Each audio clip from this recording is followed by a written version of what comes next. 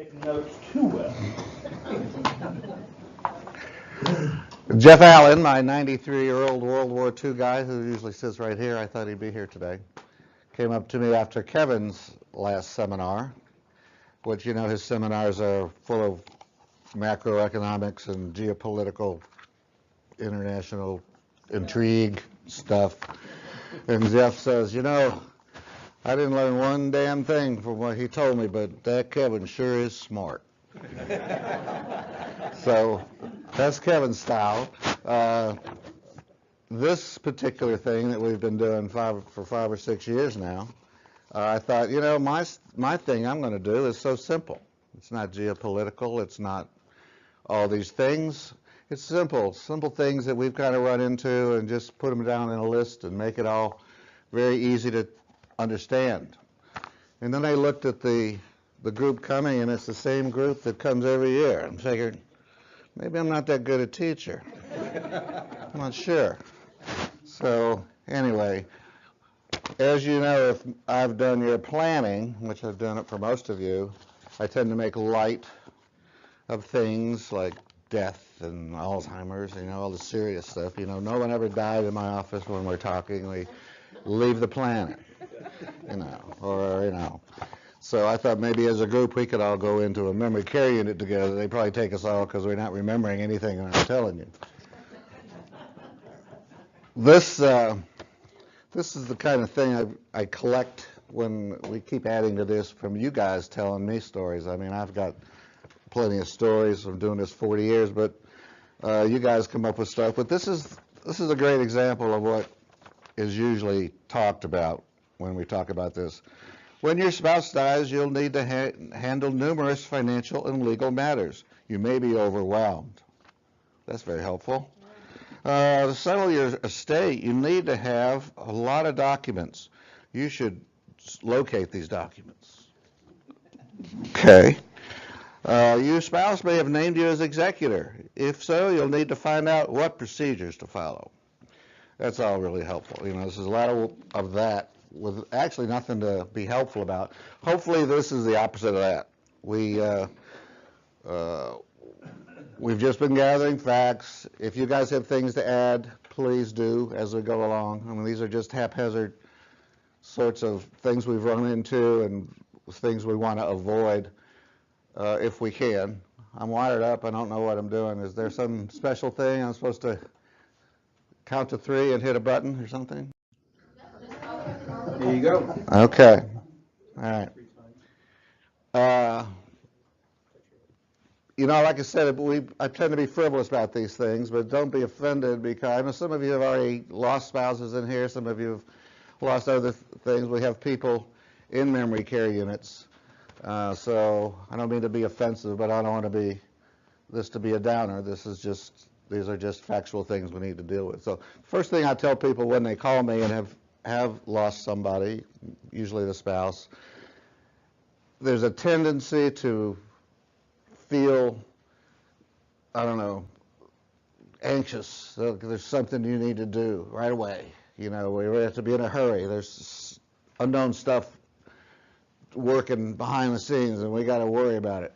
No, we don't have to. We need to just take a deep breath, especially if you've done your planning, if you've got your documents.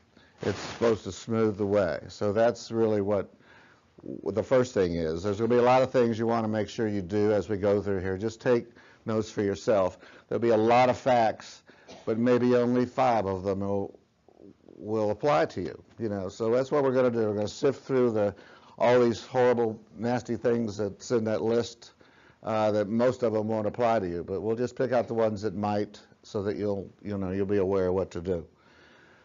Take some time. Of course, you got to make the arrangements. You should just focus on that, just on the loss, and don't worry about all the business things or the probate things or all the other things that we're going to need to worry about later. We don't need to worry about them. We just need to take time. Just take the time, and when you're ready, some people are ready pretty early to start dealing with things just because they want something to do. Other people don't want to think about it for however long it takes. So just take however much time you need. Like I say, there are no emergencies. We're just going to keep calm. There's nothing lurking in the darkness, nothing important enough to worry about. And you do have a vulnerable feeling. I mean, you just, most of us do. They just feel like there's, all of a sudden you lost somebody, like your right wing, and you're just vulnerable. But really, you're not.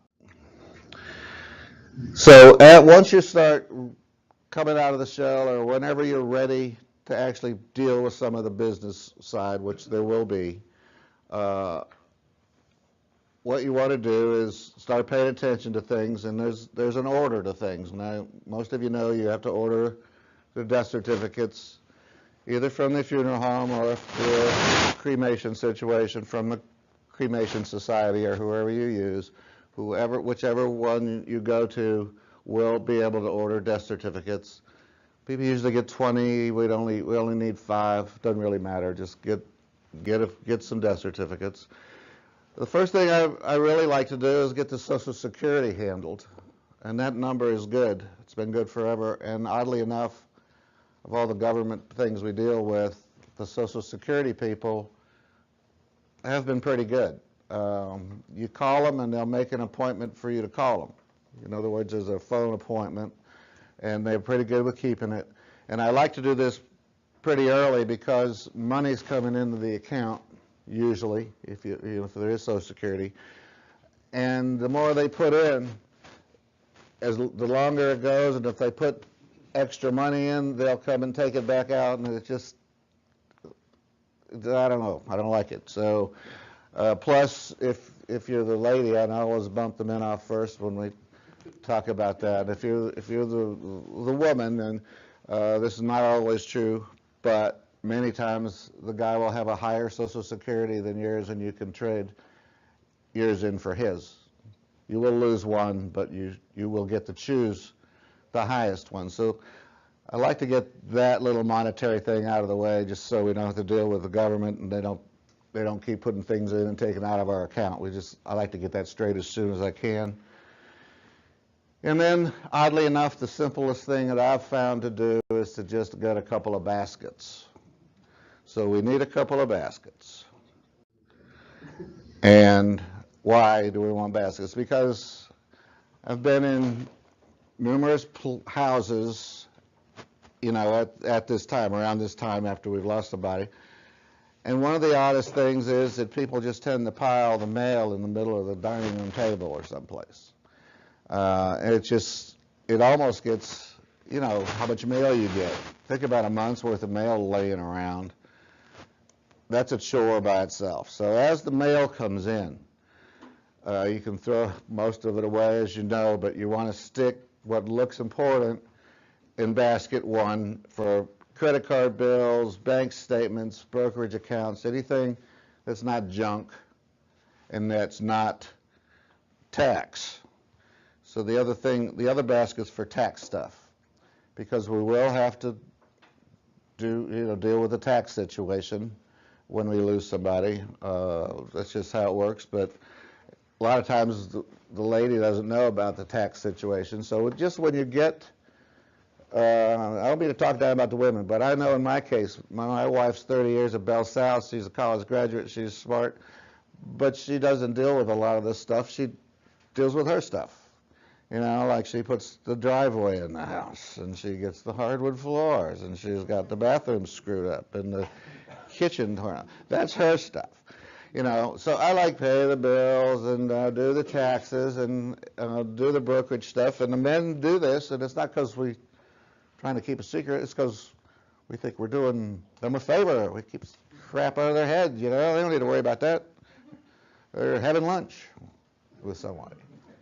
And it's a nice thought, but it does turn around and bite them in a sense, if you don't mind me putting it that way, because one of the big things we need to do is catch up to stuff we had no idea what was going on. So that's why I say the first step is just to throw, you get these things, you're getting them right now, tax stuff, important document enclosed, 1099, W-2, whatever they all are, Social Security thing, the annual Social Security SS, whatever it's called.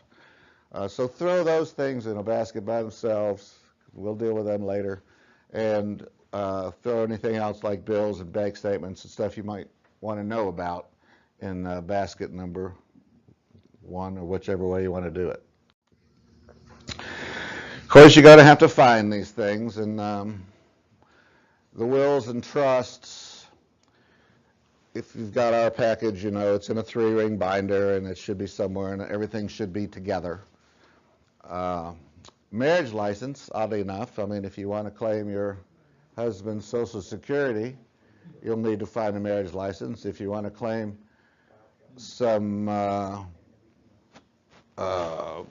pension from GE, if that's where he worked, and he picked the survivor benefit on General Electric, they'll need to know you were married. So oddly enough, you want to dig up your marriage license. Car titles, because we want to know how they're titled. If you've paid for your car, you've got your title somewhere. You should put all this stuff in some, I got all this stuff, this kind of thing, have in another 3-ring binder. All my insurance things and car titles, and just so I can look whatever up in one place. Yes, sir. You keep it at home or in the safe deposit? No, I keep everything at home. I have had one guy lose it going to New York, and one house did burn down. Everybody said, well, my house burned down. Your house isn't going to burn down, although one of them did. So then we have to redo it. And one time we didn't find the documents because the place was such a mess. Then I had to do an affidavit that these copies were real and this and that. But I keep them in the house, long story short, because everything we do is for convenience, for the people left behind. And if you got it in a safe deposit box and they know you've died, they lock it up and you can't get in it. So it's like, catch-22 thing. So I just have mine in the file cabinet at the house. Any place like that'll do. But you need car titles, because if you find them in his name, you're going to have to deal with that sooner or later. And especially if his birthday's next week, because you know how the car tags work. And then you'll be running around without a tag on the car. So it's not an emergency because there's a way around it, but I'm just saying sometimes you want to do this first because of something like a birthday, and then you'll do something else later. And also, if he's been in the military, the DD-214 will be important if you do any VA benefits, or if you have a military funeral or anything like that. You'll need the DD-214. And I like to find the deed to your house, and if you got property someplace else, find them and see how they're titled. If you've done planning with us, they should be either in your trust, if we've got a trust plan, or joint with survivorship. But I find so many times that they're just a little bit off. Like your aunt's thing up in, where was she, Blue Ridge? Raven Gap, yeah. So we go to the bill basket, check for things, utilities, mortgages, car payments, insurance. Those are the important things. Now, I say there's nothing to hurry about, nothing to rush about, but you really don't want to leave a utility bill unpaid too long. We need the lights to be on. So there are certain things we want to do for our convenience. Make sure our mortgage is paid, and if we got a car payment, or if insurance is due, that kind of thing. So we do need to sort of catch up to that in the first go-round, because we don't want to cause ourselves any trouble, But we're only worried about us. We're not worried about others, and I'll show you what I mean in a second. There's things that we don't want to rush and pay. I have a tendency, especially with the smart people, who want to get everything done. They rush around and do things, and there's certain things I don't want you to do. You don't want to pay stuff that's in your spouse's name. So I'll have to pay it sooner or later. Well, maybe you will, maybe you won't. I mean, we're not advocating not paying our debts or anything, but there are certain circumstances.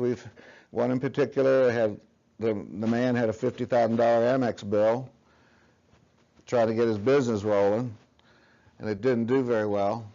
And then he dies, and she's sitting there. There are ways to avoid paying that. I mean, do I care about Amex or do I care about her? If there's a legal way to get out of it, I'm not in the morality business. We're not paying them. So we don't want to rush to pay.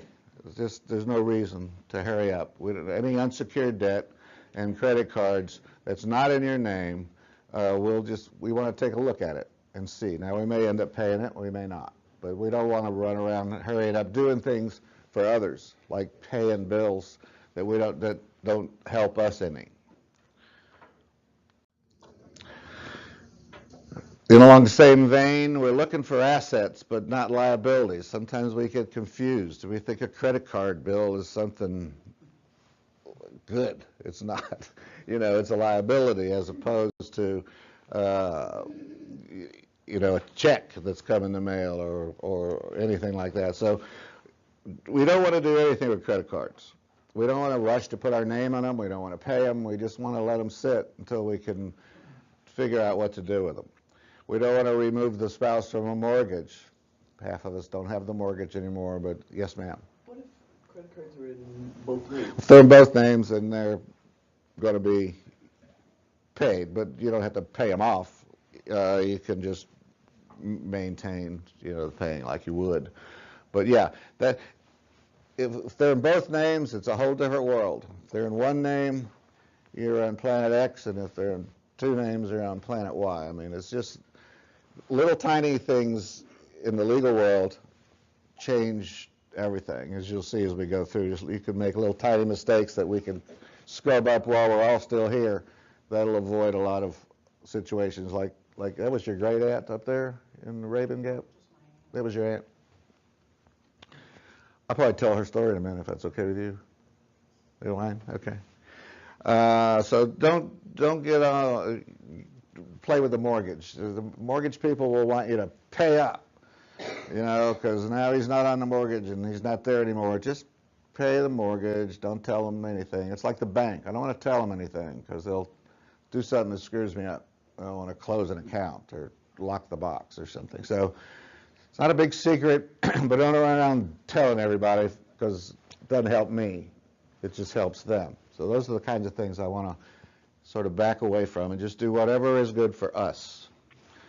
Like I say, you may or may not have to pay certain bills, and our only goal is to get all the assets in your name. That's it. If everything's already in your name, then we're not going to do anything. You know what I mean? So that's what we have to do is pick through. And after today, when you're taking your notes and see what applies to you, if you need to alter things slightly to make everything much better, then that's what we should do. Georgia law says you've got 6 months to pay things. Now, like I say, the utility bill and the mortgage and things that would be a pain if they turned off our lights or whatever, we'll want to pay. But like the credit cards and most other things that don't help us to pay, we have plenty of time to sift through it. They're not going to jump up and sue us or hurt our credit or any of that. Okay, we're just going to let the last thing we do is process all of this. Like I say, unless it's in your best interest, don't do anything about it. What about interest on if you don't pay? Interest. On For credit card that's in his name, just to be real simple about it, in his name, he who has left the planet, it stops. It stops. There's no interest. Well, they'll just stop it as of date of death. So I don't tell them anything until I'm ready to figure out what I'm doing with them. But I mean, if it's in your spouse's name only, then it doesn't hurt anything to notify them, and then we may or may not pay them. Well, I'll show you why later, but I mean, especially those of you with a trust plan, it's the estate that has to pay the bills of a decedent. An estate is defined as whatever's in probate. So you could have $1 billion, but if you don't go to probate because you've got it set up so you don't need to go there to get the court's permission to change the title into your name, that's the only reason you go there, is to get the house or the money or whatever. If we don't need that, then there is no estate. I mean, that's a legal fiction, but there is no estate. So I'm parsing words, but that's a law work, so that's what we're doing. So we don't need to pay until we figure out whether we need to pay or not, okay, if that makes any sense. All right, once we get rid of the little things in the basket and sort of have things segregated so we don't have a great big chore ahead of us, and we go through there, we can start to what we call marshal the assets. We're going to gather everything we need, finally, all those things that this guy in this thing says, get all those documents. Well, this is what they are. We want to look at the deed, look at the account statements and car titles, and you find things sometimes you don't know you have. You've got bonds in the box, and actually one of our clients, I guess he's been gone 6 years or so now, but anyway, had everything in the trusts. It was back when there was $2 million on the estate tax, and we had $2 million in his trust and $2 million in her trust. It was a perfect plan, and she's going through stuff after he died, and finds a stock certificate that his daddy gave him, like on his 18th birthday, to a bank in St. Louis. And so she says, Len, I got the stock certificate. Is it any good? I said, it's 1,000 years old, I doubt it, but I'll Blake check it. So Blake runs it through the thing. Of course, it's good. It's like worth $3,800. I mean, out of all this money. But can I leave it alone? No. So I have to go to probate because it's in his name. He didn't even know he had it. It's that kind of thing. That's what happens. But if you have most things in a trust, and you have to go to probate even when you didn't want to, if you only have to go for $3,800 and you're free and clear on everything else, that's well worth doing it. Yeah, Jack. Would something like that be covered in a pour-over will? That's exactly how it's covered. That's why those of you that have a trust plan also have a will. And it's a pour-over will, which means it says, in essence, look, I got a trust plan, try not to use this will, hope I don't have to come here to court, but if I find something accidentally, which is a perfect example, actually, then here I come, and I'm going to probate that one thing, and then the will says it's a pour-over will. It says leave everything I have in this will, hopefully nothing, but if there is something that falls in the will, put it in my trust, because that's where all my instructions are. So that's a perfect reason we have a pour-over will, just in case. All right, so we're going to gather all the assets. So assets are real estate and brokerage and bank accounts usually. You've got other things like bonds. Some things are assets that you don't need to worry about, like gold. If it's in the box, it's yours, coins or things. In other words, you don't drag things like that through probate. You don't take art through probate, or only things that you can't get at because of the formality of the asset, and that's usually money and real estate. You always need documents to deal with those things. So that's what we're talking about here, formal assets. And so we get them and we line them up, and then we see how they're situated, whether they're going to be ours just automatically by operation of law, or like with an IRA as the beneficiary, me, or if it's put a transfer on death or a POD on an account, that avoids probate.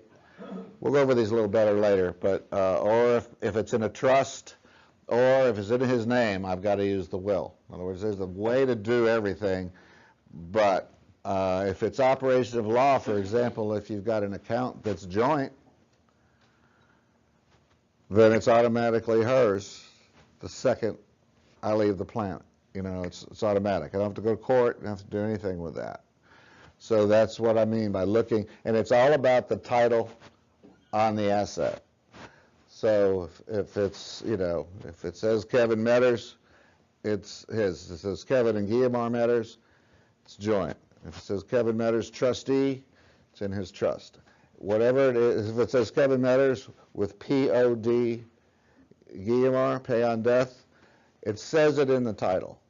So you don't have to read through documents. You can, whatever comes in the mail, your money comes to you once a month in the mail.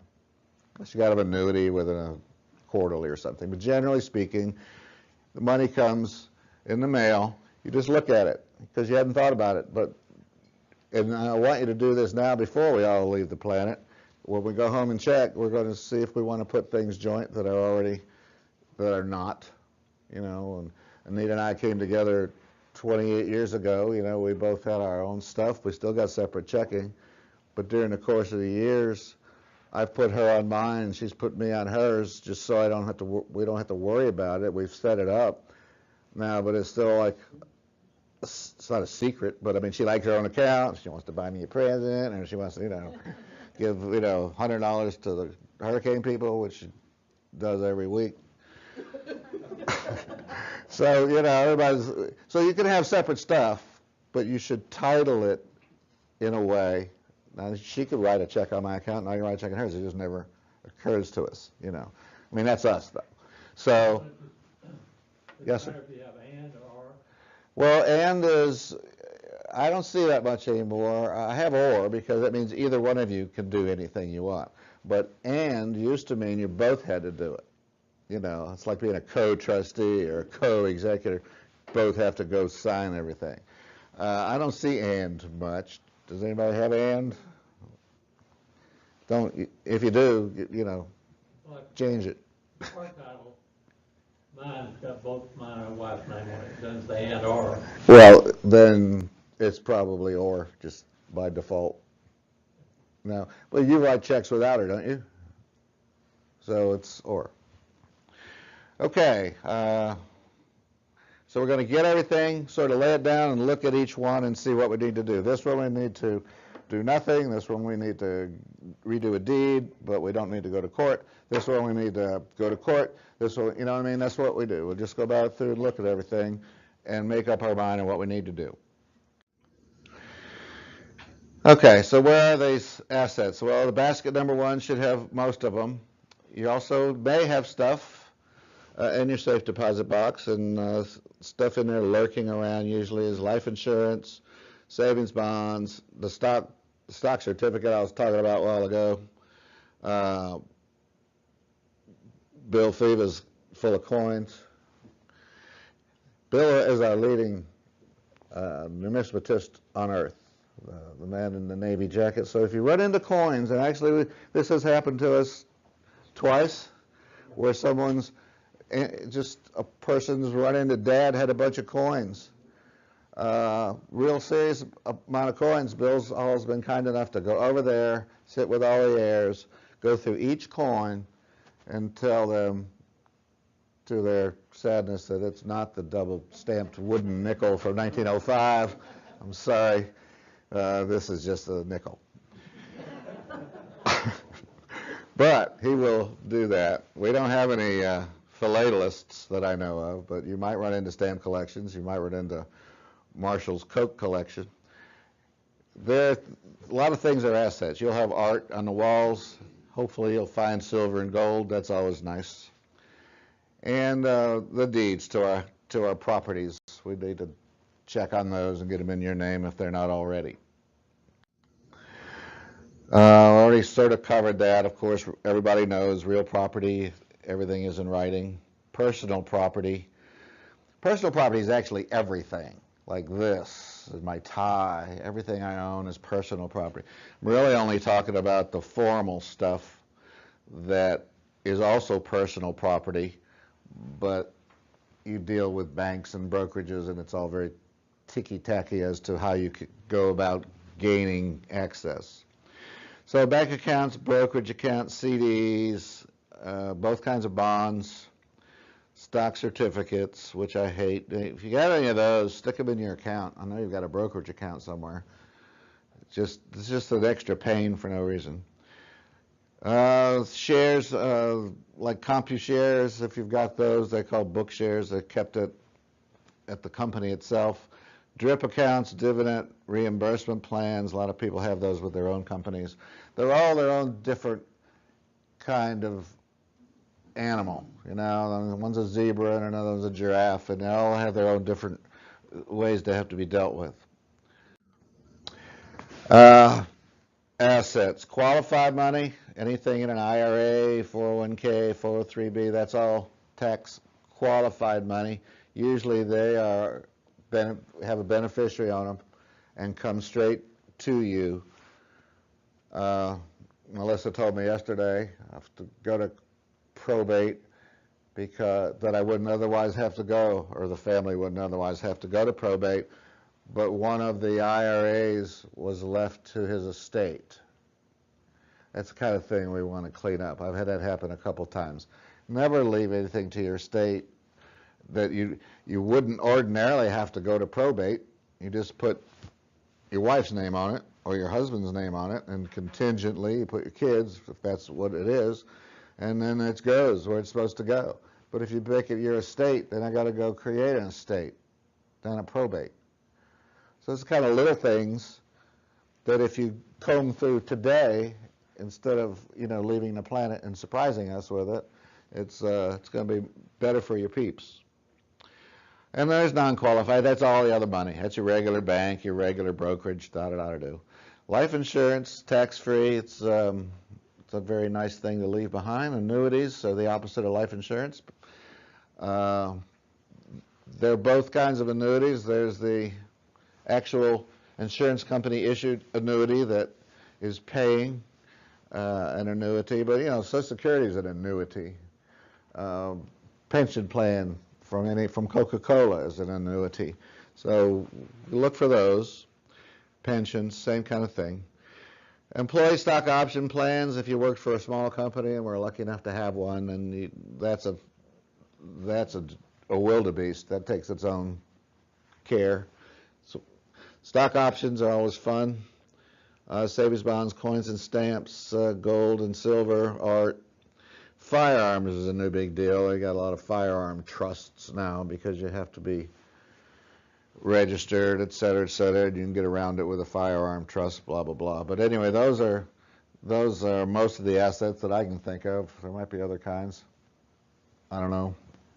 But that's everything I've run into. So we just need to keep focused, like what is our objective, and it's just to legally own all assets. It's pretty simple. Looks very daunting if you've got a big bunch of paper, but that's the only thing we're trying to do. Then we look at the asset and decide whether we need to go to probate or not. So if we decide today what to do with it, then we won't ever have to go to probate. And that's the point of our chat today. And so then if you don't have your name on everything, how do we do it for each and every one? Do you have to go to probate? Well, it depends on, like I say, on how it's titled. A lot of this is redundant, but y'all don't remember it anyway, so it doesn't make any difference. It's like, this is a brand new idea. It's probate. I love it. All right. Anyway, do we have to go? Well, it depends, like I say, on how exactly it's said on the deed. If the deed says, Al Walmer, it's amazing how often that happened, especially early in my career. I've been here, for 40 years, 45 years, or however long 1972 is ago. But it's amazing how often we were doing planning with couples that have been married 30 years, and we're doing this sort of exercise, and she has been a partner all the way, and we look at the deed, and she's on the mortgage, and she owes $300,000 just like he does. You both owe the money, and he owns the house because he's on the property all by himself. They used to do that for capital gains reasons way back in the day, and so, but that's the kind of stuff you discover, if you don't take a look right now. Yes? How do you recommend a home be titled? Well, depends on if you have a trust plan or a will plan, but the simple answer is if you have a trust plan, I'm going to put your stuff in there because then I don't have to go to probate and the kids don't have to go to probate. But if you have a will plan, I'm only concerned about the two of you. I would put it with joint both your names, and here's the magic word if you never hear anything else, with right of survivorship. You can have both names on the deed, and people do, and they think that's it. But if it doesn't say survivorship, you have to go probate his half of the house. You know what I'm saying? So it's like Dr. Al and I own this building together. We have both our names on the title. Well, I don't want to have survivorship because I don't want my half to go to his family. I want my half of the value to go to my family. So we just stay joint tenants in common. But with your spouse, almost invariably, obviously, you both want to own it automatically. So I would check it, and if you don't have a trust plan, I put it right as survivorship. Okay. That's all about this, who's the grantee and who's the grantor, blah, blah, blah. Well, this is pretty much what I just said. He asked the question. Joint tenants and tenancy with right of survivorship. I think I've covered that. Any thoughts on that? I'm going to tell your aunt's story. Was the lady in Raven Gap that Sue Ken brought to me 3 or 4 years ago. I don't remember. Sweet girl. And lost her husband maybe 10 years before that, and just lost the kids too. Yeah, I forgot that part. So anyway, she lost her husband, and just everything was joint. So she's living away in a little mountain town, and then nothing's happening. It's all fine. And then she needs to move out of the house, wants to sell the house, and it's in her name and the husband's name. Period. So he owns half the house still, and she never went to probate. She didn't have to. She didn't think. And so what do we have to do? Did we find an old will? I don't remember how it worked.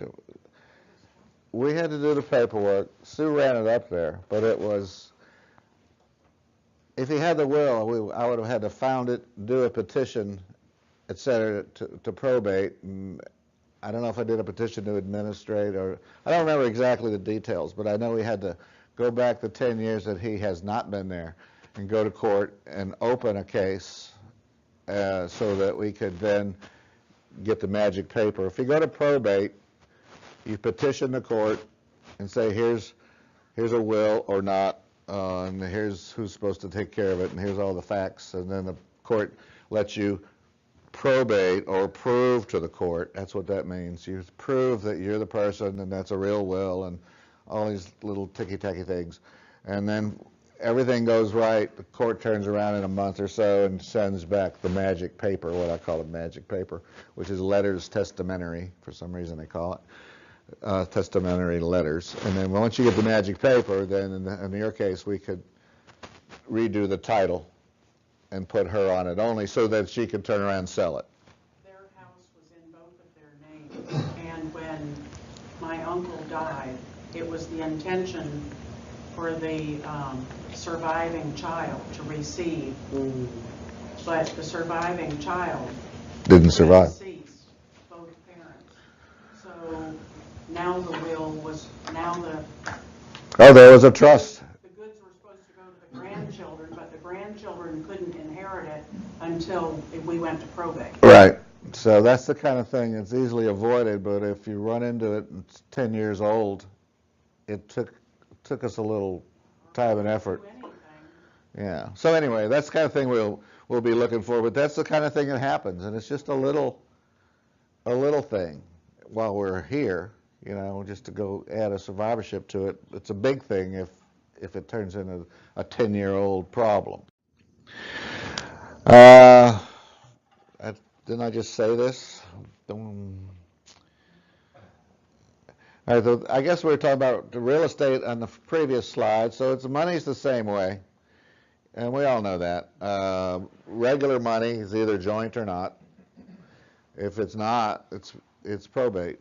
And beneficiaries were for the IRAs, and you can put beneficiaries now on bank accounts, or bank accounts are pay on death. They wouldn't use the same. Banks say POD, pay on death. brokerages say transfer on death because they're different. Anyway, you can hang those on there. Now, if there are large accounts, I don't like to do it. There's other tax issues, but sometimes you do want to do it. So there's things available to us while we're on the planet that we can fix things so that we don't have too many problems when we leave the planet. Car titles are funny. Usually they're in one name or the other.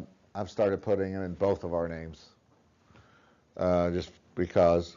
You don't have to go to probate for a car. If that's the only thing that's out there, and everything else we've done today, we've put it all joint or in a trust, and we've avoided probate. We've got TODs, PODs, whatever. Then we can file this form to get the car. I don't need to go into detail. There's just a form that you can use to get the car if you don't have to go to probate. If you go to probate, you got the magic paper. You use that to change the title, like you do every other thing you're doing. That's the magic paper. So one way or the other, if you go to probate, you're ready to change titles with that. And if you don't have to go, you don't need to go just for the car. I did need to go just for her house, though. What is this about the DMV? Well, you got to go to the Department of Motor Vehicles. That's the bad part. That's why I don't put cars in trusts, because you have to go to the DMV and go through the hours of waiting and doing it to put it in something. But you still have to go back there to get it changed so you can get a license plate when that changes. You know what I mean? So that's why I leave car titles alone. I put Anita and I both on our titles now, make it a little easier, but you always have to mess with the DMV because you always need a new tag. You know what I mean? Yeah, you need a new tag. Let's see. If you got to file a petition wherever the county was. Court fees are not bad, a couple $100 usually, depending on the county. You do the filing and you wait and you get these letters. Then if you've got any property in another state, you probably want to have a trust plan. You want to come in and chat about it. And if you already have the trust plan, you know this. Because if you don't, you'll have to go to North Carolina and file another probate to get that title properly. So while you're on the planet and you've got out-of-state property, you need to set that up with the title so that you don't have to probate up there, because that's a double probate. Yeah, we want to avoid it because it's public. We could go read Elvis's will if we want to. It's in Memphis. It's public record. Unlike trusts, which are never filed anywhere, you don't need. They're not public record. Some people alone, that's enough to say, no, I don't want to go to probate. It's not expensive, but it is a process, and the government is involved in it, and so, you can get tripped up. It'll eventually be worked out. But I like to avoid it. Most of our plans in here, 95% of our people that we've done the planning for have trust plans. And so we usually put everything in the trust so we don't have to go to probate. So like this is redundant. We want to gather everything, look at it, and just see how it's set up, whether there's beneficiaries or not. And it all tells us whether or not we need to go to probate. Like I say, we can avoid probate with a trust. IRAs don't go unless you screw it up and make your estate the beneficiary. It should be your spouse or your kids or whoever you want. Life insurance should, same way, don't make your estate a beneficiary, make human beings. And life insurance is it's a contract between Prudential and you. You pay them money and you die and they pay her money. It's nothing to do with probate, just bam. It's a contractual situation. Same with annuities. And joint tenancy with right of survivorship, that's the other magic word, will avoid probate. If you find stuff in his name alone that's formal, then we're going to have to go probate to get our name on it. Okay, here's the point. You should look at everything today. one of the things the ladies need to do, or maybe the gentleman in a particular case, Nita has told me, I do the bills. Like I say, she does the driveway, whatever. Just don't ask me about that. Anyway, she said, I want to do all, but she never really feels like sitting down at the computer and pulling up Bank of America. And looking. She says, make me a list. So now I've got to need is a list. So I have my Bank of America passcode and the username and how to do that and how to transfer funds before they know I'm dead. Go right on the computer. That's something you should think about. Got my Scottrade account, which just changed. Got my Voya account. Anybody here into Bitcoin or Cybercoin or anything? Good, don't, because I got my Cybercoin instructions here, and they're really, really convoluted. She'll never get through them. And check with Jennifer and Kevin to get the house put in your name only. So I've got joint with survivorship on the house, and one of my instructions here is that Kevin's going to have to do everything. Everything, I said, my daughter, what do you do if we both go down in the South China Sea? Talk to Kevin. You know what I mean? Then I just go find Kevin, and he'll do the stuff. So anyway, there's Anita's list. You might have to do a list if you can't drag her to the computer, or at least do a list with her passwords and how to do stuff, because it'll have to be learned. Pay online like I do, let the Bank of America do it. Probably already said all this. Create a spreadsheet's a little too formal, but anyway, I don't like, well, direct deposit's fine if they're putting money in my account, but I want to know what all that is, like Social Security, because I want to manage that. But I don't, this is personal, it's not legal, I don't like ACHs out of my account. Like, I like to set up automatic payments, but I let Bank of America do it. I don't let the utility company reach in my account, because they're hard to stop.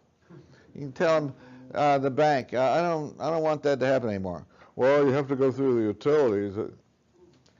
Why? It's my account. No, well, there's paperwork. So anyway, I don't like people reaching in my account, and it's hard to stop, especially if he's gone and he's signed it all. I mean, then you got to wait for the court thing, and I mean, it's. So what is the option of that? Well, just don't let people do it. You can pay them however you pay your bills, but don't let them do it. You can let them. I'm not saying, like I say, this is a personal problem. I don't like automatic pays that they control. They being like the utility or whoever does these ACHs. Somebody tell me. I mean, there's more than just utilities, but you can set things up. Medical insurance, yeah. Now my Medicare they'll do. Can't stop it. So you may not have any since, it doesn't ring a bell with you, but I like things as automatic as possible. I'm a Capricorn, I mean, I like order. So I have my Bank of America, pay thing, and I got some recurring bills, and I have everything as easy as I can make it for me. But I control it going out. I don't let them come in and take money, if that makes sense to everybody. You have them paying it automatically? Well, some I have recurring that I know. I have like a piece of property in Carolina. I know what the payment's going to be every month, so off it goes. If I have to wait for a utility bill, I'll do it. I'll stick in the amount and put the date I want it to go and let it go. But if you don't use the bank to pay your bills, I do that with the company. We use QuickBooks and SunTrust. So everything we pay, I go in once a month and do what I do and tell what date I want it to go. But we're in control. In other words, it's our account and we're sending money out. People aren't reaching in, to take it from us. Enough about that. Okay, simplification I think is the key. I had people that used to have like 7 accounts. I got one here at Fidelity, I got one at Schwab, I need to be diversified. That's not diversified, that's crazy. Just make it one account And then diversification is having some Apple and having some Facebook and having some oil or whatever it is you want. That's diversification, but you can do it on one account. So I find people with 1 million accounts for no apparent reason. It just causes a lot of time and trouble. So you should bring your stuff together. The only odd one we've got, and she won't quit, is Nita's got this credit union thing. Okay. She's got her Wells Fargo's. I got my Bank of America. We have a brokerage account, and then she's got this orphan, George's own credit union, in case she wants to buy a car. Now, she pays cash for a car, so I don't know what she's talking about. Anyway, those are the kinds of accounts. If you're not using them, drag them in because, we'll have to find them, hunt them down. We don't want to. And most of, this is more, Anita knows all of this. I don't know who comes and does our house and our yard and our plumbing, and she does all that. I should know that, actually. Because she told me this morning, because she was going first. Because she said, well, I used to think it was selfish, to think you should go second, but now I'm going first because I'm not doing all the paperwork. Then I'm 5 years older. She said, well, we're flying around a lot. We're going to travel. We use a real airline or what? Yeah, right. All right. Anyway, just be up to date on how everything runs because, damn, it's so complicated now. I mean, it's too I don't know how to live on Earth anymore. It's too much trouble. You got passwords and people, and I don't know. Used to be simple. I grew up in the 50s when it was nice. It's nice now, don't get me wrong, but it's just really more complicated. Okay, so look at all your assets. What are they? Look at your cars and your house and your houses and your accounts. And then look at how they are and see if they need to be changed. Get a handle on how the bills are managed if you don't know how. It's not hard, it just takes a few minutes. Do a little planning, obviously. I mean, you should do that. If you haven't done your documents, you need to do them. I mean, obviously I want you to do them with me, but if you don't, just do them because it's not that hard, really. And simplify things. If you can simplify things, it'll make it much better for whoever has come behind you. Questions? Thoughts? Stories? Yes, Flor? Back to the first screen, I was talking when you said what DD214 is. I can't tell you now. That was first.